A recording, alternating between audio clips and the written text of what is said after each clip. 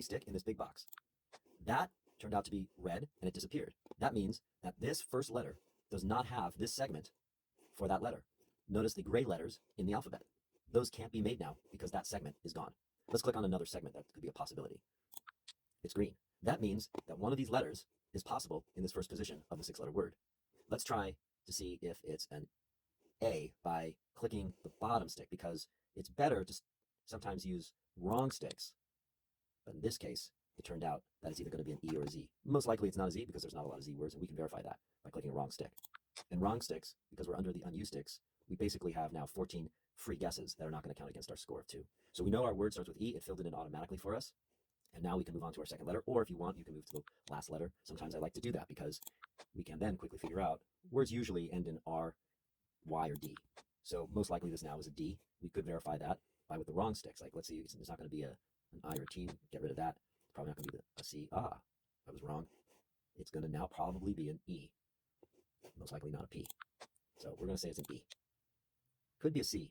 If we really wanted to check, we could just go like that. We now know it's an E. Words don't really end in Fs. So let's go back to our E. Let's see if it's a D word. How about an R word? Aha. Now, I say it's an R, possibly an R word because, well, look at that. That R has that angle. And let's see if it could be an S.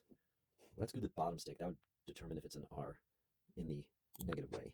Aha. Could possibly still be an R, and it could be a V as well. Let's do I think it could be a V, so I'm going to try for the top of the R. Look at that. Well, it could also be an X, but I don't know of any words that are ending in a E. I have an EX, do I? Yeah, no. And let's just verify it's not a K. So it was an EV. Okay, so now we're on to our third letter.